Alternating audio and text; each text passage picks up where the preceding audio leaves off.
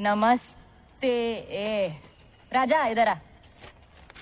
मेरी जान मेरी जान मेरी जान मेरी जान मेरी जान मेरी जान। हेलो फ्रेंड्स, तो मैं आज एक्सप्लेन करने वाला हूँ आलिया भट्ट की सुपरहिट मूवी गंगूबाई कथरिया बारी को। मूवी की कहानी एक सच्ची घटनाओं पर आधारित है, जो कि मुंबई में कामाठीपुरा के एक कोठे के मालिक गंगूबाई के ऊपर बनाया गया है। और इस मूवी की कहानी बहुत ही अच्छी है और उतना ही अच्छी एक्टिंग आलिया भट्ट ने भी की है। तो चलिए स्टार्ट करते हैं। मूवी की शुरुआत में दिखाया जाता है एक लड़की को जबरदस्ती मेकअप लगाया जा रहा था और साथ ही साथ उसके आंख से पानी टपकती हुई भी दिखाई देती है। उसके बाद सभी औरत उसे कहती है कि कितनी खूबसूरत लग रही है तू, सेट के सामने ज्यादा मुंह खोलने की जरूरत नहीं है, सिर्फ अपने टांगे खोल देना। उसके बाद लड़की कमरे में एक आदमी को भेज देती है और पीछे से एक औरत रूम के दरवाजा को बंद कर देती है, जो इस कोठे की मालिक रश्मि बाई है। और अब तक तो आप लोगों को पता चल ही गया होगा कि ये कोई नॉर्मल जगह नहीं है, ये एक कोठा मतलब रेंडी खाना है। फिर अगले सीन में एक औरत रश्मि बाई को आके कहती है, दिन में ग्राहक जगा के रखती है और रात में ये लड़की 3 दिन से कुछ खाया ना कुछ पिया, पूरे दिन रोती रहती है। अरे 14 साल की बच्ची है वो, अगर मर गई तो पुलिस तुम्हें घसीटते हुए ले जाएगा। फिर रश्मि बाई कहती है, क्या उसे मैं अपने घर छोड़ाऊं? फिर वो कहती है, तू कुछ मत कर, अगर कोई है जो इसके लाइन में ला सकती है तो वो सिर्फ गंगूबाई है, तू गंगू को बुला। फिर अगले सीन में गंगूबाई की एंट्री होती है और अपनी कार की तेल खत्म होने की वजह से ड्राइवर को कहती है फिर से पैदल चलवाएगी, मोहल्ले में बेइज्जती कराएगी हमारा। फिर जब गंगू उस मोहल्ले में पैदल चलने लगती है, उसी वक्त बहुत सारे लोग उनको रिस्पेक्ट करते हुए नजर आती है। फिर रश्मि बाई गंगू को बुलाती है और कहती है कि धंधा बड़ा मंदा पड़ा है और ऊपर से ये नई लड़की ना कुछ खा रही है ना कुछ पी रही है। फिर गंगू कहती है, कामाठीपुरा में कभी अमावस की रात नहीं होती, पूछो क्यों? क्योंकि वह गंगू रहती है। फिर गंगू अंदर जाके उस लड़की से पूछती है, नाम क्या है तेरा? फिर लड़की जवाब देती है, मधु, ये लोग मुझे बहुत पीटती है, मैं यहाँ नहीं रह सकता। फिर गंगू कहती है, जो कामाठीपुरा में एक बार आ गई न राजा, उसके लिए और कोई दरवाजा नहीं खुलता। एक गई थी तेरे जैसे अपने घर वापस, लेकिन घर वालों ने 20 चौराहे पे उसकी फांसी लटका दी। फिर से गंगू और पूछती है कि तुझे यहाँ कौन लाया था? और वो लड़की कहती है कि मेरे हस्बैंड मुझे यहाँ लाके बेच दिया। फिर गंगू उसे हंसते हुए जवाब देती है, यहाँ सबकी यही स्टोरी है, कहाँ की रहने वाली है तू? लड़की कहती है, रत्नागिरी। फिर गंगू कहती है, मैं काठियावाड़ी से, बैरिस्टर की बेटी थी मैं, गंगा जानजीवन दास काठियावाड़ी। जितना बड़ा नाम उतना ही बड़ा रुतबा था हमारा। फिर से मूवी की सीन चेंज होती है और गंगूबाई के पास की कहानी दिखाया जाता है। और गंगू दरअसल गंगू नहीं थी, उसका असली नाम गंगा हुआ करता था, जहाँ अपनी जिंदगी बहुत हंसी खुशी बिता रहा था। लेकिन वो दिल से एक बॉलीवुड की हीरोइन बनना चाहती थी। और रमनेक नाम से उसका एक बॉयफ्रेंड था, जो गंगू को मुंबई जाने के लिए टिकट दे के कहती है, मुंबई में बहुत पहुंच है मेरी मौसी की, और देवानंद के साथ तेरी पिक्चर की बात चल रही है। और ये सभी बातें सुन के गंगू बहुत एक्साइटेड हो जाती है। फिर रमनेक उसे कहती है, मूवी के लिए तुम्हें मुंबई जाना होगा। और गंगू कहती है कि मैं अपने घर वालों को बता के जाऊंगा। लेकिन रमनीक उसे ऐसा करने से मना करके कहती है, तुम्हारे घर वाले तुम्हें कभी मुंबई जाने नहीं देगी और तुम कभी हीरोइन नहीं बन पाओगे। फिर गंगू घर वालों को बिना बताए रमनीक के साथ मुंबई चली जाती है। मुंबई पहुंचने के बाद रमनीक उसे एक घर में ले आती है और वह उसे कहती है कि ये मेरी मौसी की घर है। लेकिन गंगू को यहाँ का माहौल थोड़ा सा अजीब सा लग रहा था, क्योंकि उनके आसपास बहुत सारे आधा अधूरे कपड़े पहने हुए औरत मौजूद थी। फिर रमनीक अपनी मौसी के साथ मिलने के बहाने गंगू को एक जगह बैठाकर वहाँ से चली जाती है।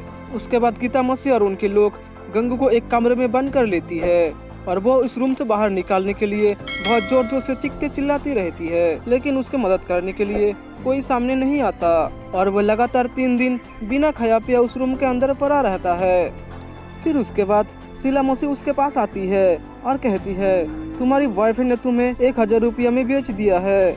यह सब बातें जानने के बाद गंगू अंदर से टूट के एक जिंदा लाश बन जाती है और ये सभी बातें दरअसल गंगू उस नई लड़की को बता रहा था। फिर गंगू और कहती है, मुझे और मेरे सपने को बस 1000 रुपये में बेचा था किसी अपनों ने, और रही बाची कुची उम्मीद तो 6 दिन में इसी लोगों ने दफना दिया। कामाठीपुरा का ठप्पा लग गया था मुझ पर, किस मुँह से घर जाती, घर की जगह तो घर वाली ने ले ली और धंधे वाली की थप्पड़ लग गया था, और इसीलिए वो घर जाके अपने घर वाली को बदनाम नहीं करना चाहती थी।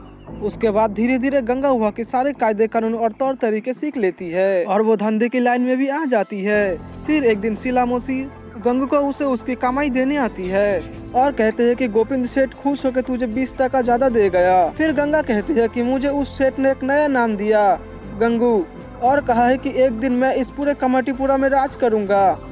फिर गंगा अपनी पहली कमाई को आग में जला देती है और कहती है पुरानी गंगा को जला दिया, गंगू को भूख लगी है, और वहीं से उनकी नाम गंगा से गंगू बन जाती है। फिर से मूवी की सीन चेंज होती है और गंगू को वहाँ रहते हुए पूरे 1 साल हो गया था और कोठे की सारी लड़कियाँ शीला मौसी से ज्यादा गंगू की बातों को मानने लगा था। फिर गंगू एक दिन शीला मौसी को कहती है आज धंधा नहीं होगा, सब फिल्म देखने जाएंगे गंगू के साथ। फिर शीला मौसी कहती है अगर तुम सब लोग फिल्म देखने जाओगे तो हमें नुकसान उठाना पड़ेगा। फिर गंगू कहती है हफ्ते में एक दिन छुट्टी तो हर दफ्तर में मिलती है, क्या हम लोग एक दिन छुट्टी नहीं मना सकते? लेकिन गंगू शीला मौसी की ना चाहते हुए भी सबको लेकर फिल्म देखने चली जाती है। फिर जब वो लोग थिएटर में पहुंचती है, वहीं पे एक लड़का गंगू के साथ छेड़खानी करने की कोशिश करता है। फिर वो उसे 2 थप्पड़ लगा के कहती है क्या चैन से हम लोग एक दिन छुट्टी नहीं मना सकते? और फिल्म देख के आने के बाद सब लोग जब आराम कर रहे थे, उसी वक्त एक लड़की गंगू को अपने पापा के लिए चिट्ठी लिखने को कहती है। फिर गंगू जब चिट्ठी लिखने लगती है, उसी वक्त सारी लड़कियां बहुत भावुक हो जाती है और उन सब की आंखों में पानी आ जाती है, क्योंकि उन सारी लड़की की कमाटीपुरा आने की कहानी लगभग एक ही थी। फिर अगले दिन सुबह 4 बजे शीला मौसी जब मेकअप लगा रही थी, उसी वक्त उनका ही एक लड़का आके शीला मौसी को कहती है शौकीन अब्बास नाम के एक आदमी स्पेशली गंगू के लिए आया है। लेकिन इतनी सुबह सुबह आने की वजह से शीला मौसी उसको मना कर देती है। फिर वो लड़का शीला मौसी को कहती है वो आदमी गंगू के लिए 2 गुना पैसा देने के लिए भी राजी है, लेकिन वो आदमी मुझे कुछ ठीक नहीं लग रही है। उसके बाद शीला मौसी राजी हो जाती है, क्योंकि कोठे में गंगू की जो पकड़ बने हुई थी, शीला मौसी उसको तोड़ना चाहते थे। उसके बाद शीला मौसी गंगू को जाके जगाती है और सारे बातें बताती है और फिर गंगू भी राजी हो जाते हैं। फिर वो आदमी गंगू के पास पहुंचने के बाद अपने काम करने के बजाय गंगू को बहुत पीटती रहती है और गंगू भी बहुत चीखती चिल्लाती रहती है, लेकिन कोई रूम की दरवाजा नहीं खुलती है। और शौकीन अब्बास गंगू को पीट के इतना घायल कर देती है कि उसे ले जाके हॉस्पिटल में एडमिट करना पड़ता है।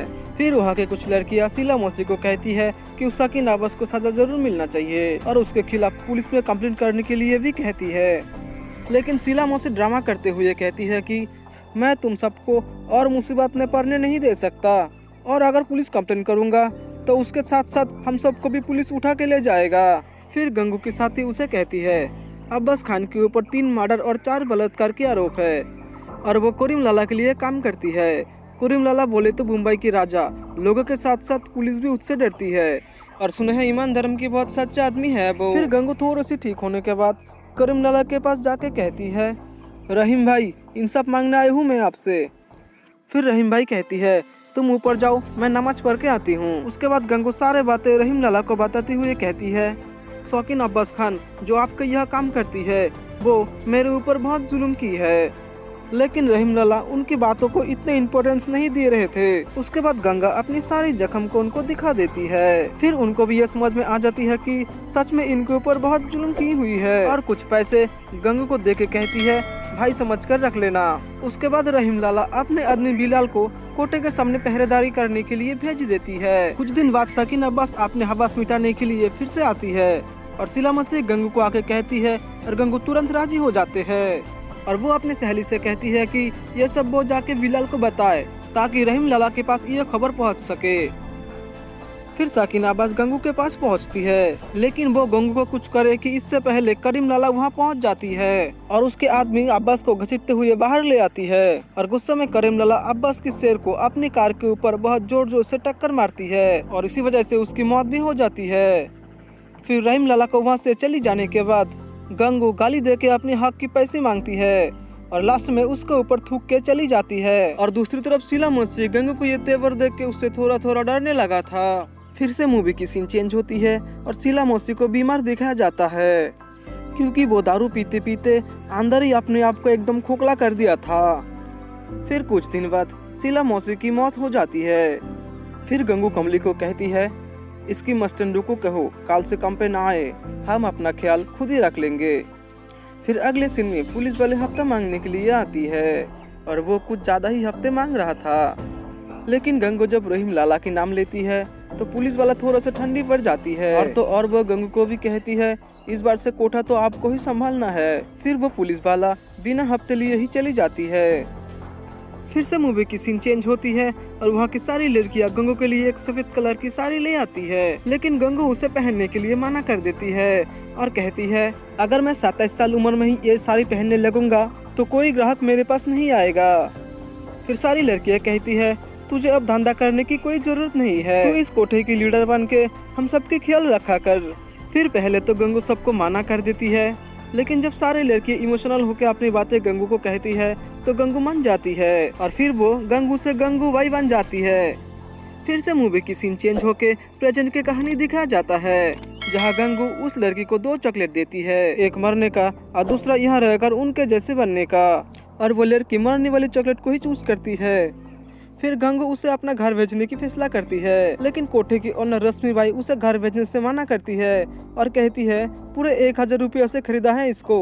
फिर गंगू उसे कहती है ये लड़की झुकेगी नहीं, मरेगी और तुझे भी फंसाएगी। उसके बाद उसे रश्मि बाई के पास से गंगू 10,000 रुपये से खरीद ले आती है और उसे अपना घर भेज देती है। फिर अगले सीन में गंगू एक छोटी लड़की को स्कूल भेजने की बात करते हुए दिखाई देती है, लेकिन उस लड़की की माँ कहती है स्कूल में क्या करेगी, बैठना तो धंधे पे ही है।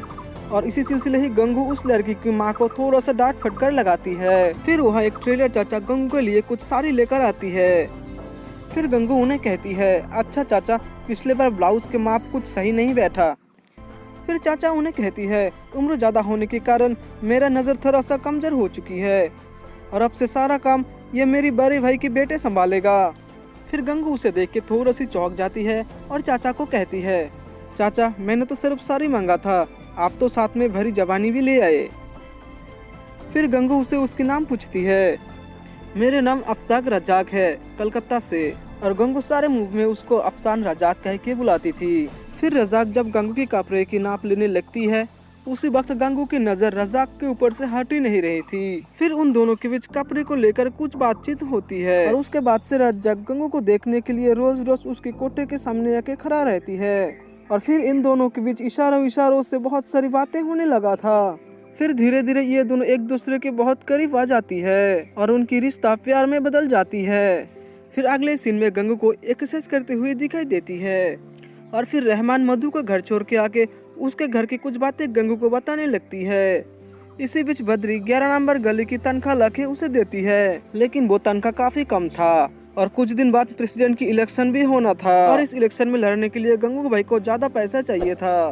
फिर बद्री उसे बताती है कि 2 साल से राजिया भाई कमाटीपुरा के प्रेसिडेंट है और तो और उसे हराना भी नामुमकिन है, लेकिन गंगू भी इतनी आसानी से हार मानने वालों में से नहीं था। फिर अगले सीन में राजिया भाई को इलेक्शन के लिए कैंपेन करते हुए गंगू की कोठे के सामने से रैली निकलती हुई दिखाई देती है और दूसरी तरफ गंगू उसे चुपचाप बहुत गौर से देखती रहती है।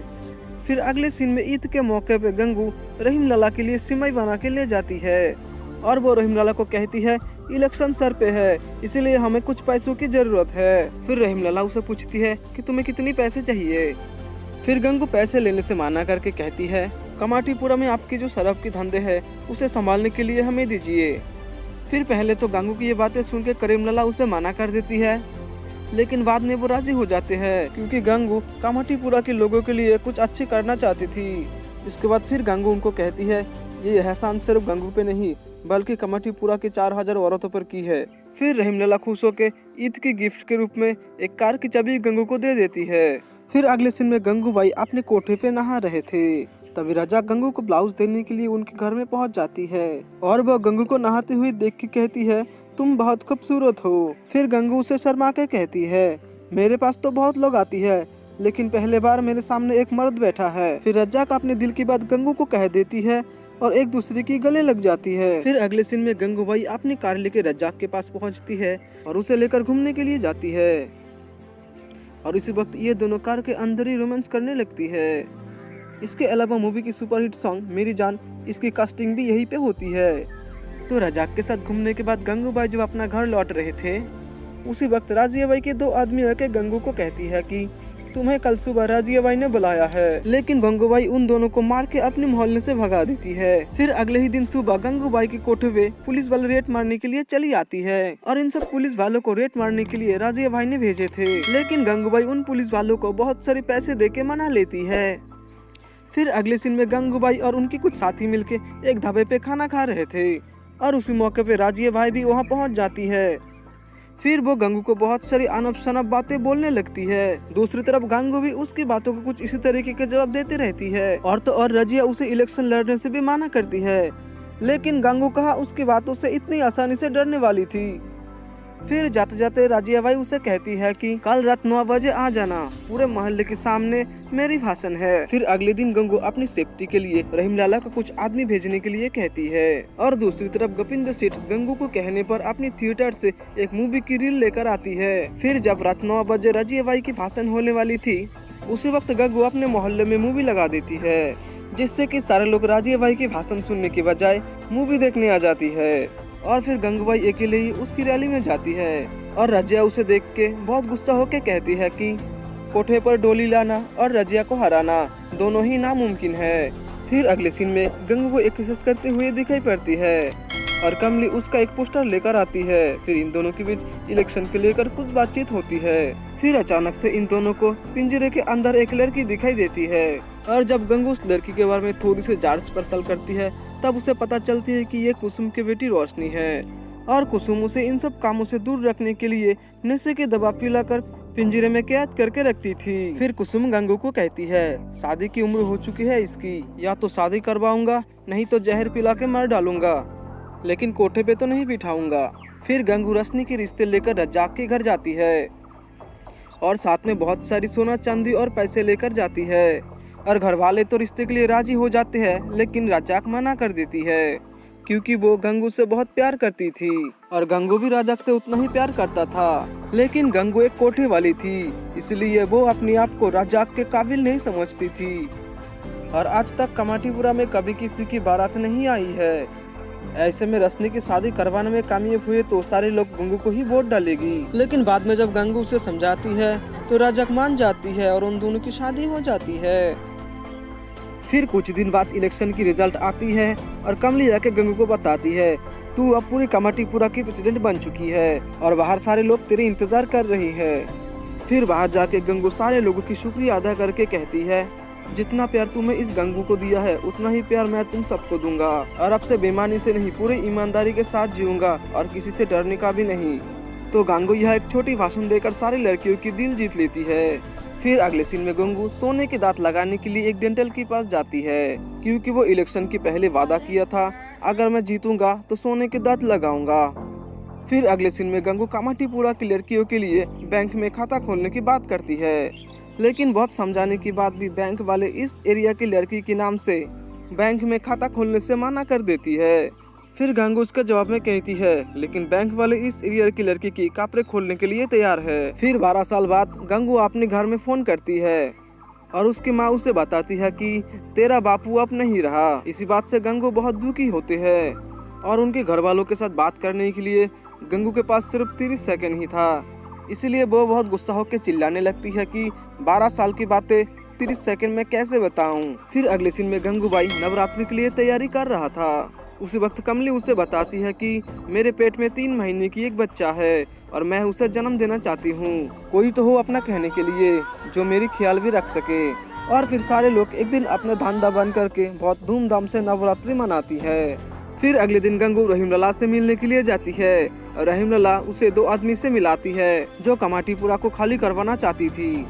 वो लोग गंगू को बताती है कि 14 नंबर गली के पीछे जो स्कूल है वहाँ आप लोगों की वजह से बुरा असर पड़ रहा है। फिर गंगू उन लोगों की जवाब में कहती है स्कूल की वजह से हमारे ऊपर अच्छी असर क्यों नहीं पड़ती। फिर करीम लला गंगू को बताती है कि ये लोग स्कूल के साथ मिलके कमाटीपुरा को यहाँ से हटाने के लिए एक्सपीडिशन दायर की है। उसके बाद कोटे भी जगह पर एक बिल्डिंग खड़ी करने वाली है। फिर ये 2 लोग गंगू और रहीम लला को कहती है चाहे तो आप दोनों को फ्री में 2 फ्लैट दिलवाने के बंदोबस्त कर दूंगा। ये बातें सुन के रहीम लला बहुत गुस्से होती है और एक की कपड़े फाड़ देती है और बेइज्जत होकर ये लोग यहाँ से चली जाती है। फिर रहीम लला गंगू को कहती है इस बिल्डर वालों को तो मैं देख लूंगा, लेकिन स्कूल वालों से तुझे ही लड़ना है और ये लोग तेरे ऊपर केस भी कर सकती है। फिर गंगू कहती है इस मोहल्ले की लड़ाई तो मैं लड़ लूंगा, लेकिन इस कोर्ट कचहरी के चक्कर से मुझे थोड़ा सा डर लगता है। फिर करीम लला उसे कहती है तुम्हें अपने अंदर की डर को दूर करना होगा और इस कमाटीपुरा की हर औरत की हक के लिए लड़ना होगा। फिर अगले सीन में स्कूल वाले कमाटीपुरा में एक रैली निकलती हुई दिखाई पड़ती है और वो लोग नारे लगाते हैं कमाटीपुरा खाली करो, वेश्यावृत्ति बंद करो और तो और गंगूबाई मुर्दाबाद के भी नारे लगते हैं। फिर गंगू इसी रैली के बीच अपने बच्चों को उसी स्कूल में एडमिशन के लिए ले जाती है। फिर अगले सीन में स्कूल की प्रिंसिपल को दिखाया जाता है और उन्होंने एक पत्रकार के साथ स्कूल और कोठू के बीच जो कुछ चल रहा है उसी को लेकर बातचीत कर रहा था। इसी बीच गंगू अपनी बच्ची को एडमिशन कराने के लिए स्कूल की ऑफिस में ले आती है। फिर प्रिंसिपल और गंगू के बीच स्कूल और कोठे को लेकर कुछ बातचीत होती है और गंगू कहती है, तुम्हारी स्कूल 40 साल पुराना है, लेकिन ये कोठा 100 साल पुरानी है। स्कूल बनाते समय तुम लोगों को याद नहीं था कि दीवार के पीछे एक कोठा है। इसके बाद प्रिंसिपल उस बच्चों के एडमिशन कराने से मना कर देती है और सिक्योरिटी को बुलाने के लिए बेल बजाती है। फिर गंगू उस प्रिंसिपल को धमकाते हुए कहती है कि यह बेल बजाना बंद करो, अगर मैं सीटी बजाऊंगा ना तो पूरे कमाटीपुरा स्कूल के अंदर घुस जाएगा।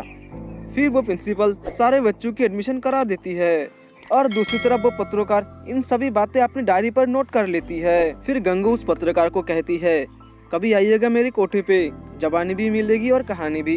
फिर कुछ दिनों के बाद वो पत्रकार गंगूबाई के पास पहुंचती है और पूछते हैं कि आपने जिन बच्ची को एडमिशन कराया था स्कूल में उन सब की दाखिला हो चुका है या नहीं। फिर गंगू कहती है, कैसे नहीं होगा, मैं आज खुद उन सबको स्कूल छोड़ाया हूँ। और वो पत्रकार गंगू की फोटो मैगजीन में छपने के लिए कुछ तस्वीरें खींचती है। तभी उन सब बच्चे स्कूल से लौट आती है और कहती है कि टीचर ने हमें मार के भगा दिया। फिर गंगू उस पत्रकार को कहती है, अब खींचो फोटो और यही फोटो मैगजीन की फ्रंट पेज पर लगना चाहिए आप लोगों की दुनिया वालों के लिए।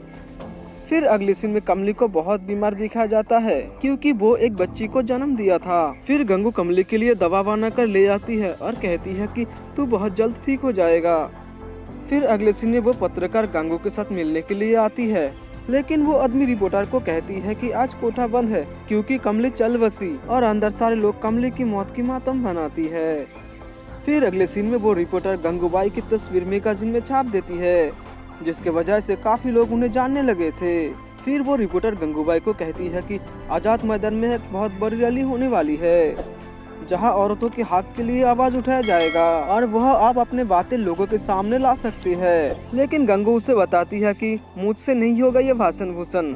लेकिन फिर वो रिपोर्टर कहती है कि आपको कुछ नहीं करना, मैं सब कुछ लिख के लाया हूँ, बस आप अपने अंदाज में लोगों के सामने कह देना है। और गंगू की साथी भी उसे भाषण देने के लिए फोर्स करती है, फिर वो मान जाती है। फिर अगले सीन में गंगू उस रिपोर्टर की लिखी हुई भाषण को लेकर स्टेज पहुंचती है, लेकिन उस रिपोर्टर की लिखी हुई भाषण उसे कुछ खास पसंद नहीं आ रहा था, इसीलिए गंगू उसे फाड़ देती है और अपने मन मुताबिक भाषण देती है जो लोगों को काफी ज्यादा पसंद आती है। और इसी जबरदस्त भाषण के लिए अगले दिन एक नेता उनसे मिलने आती है और वो कहते हैं, हमें इलेक्शन जीतने के लिए आपकी सहायता चाहिए।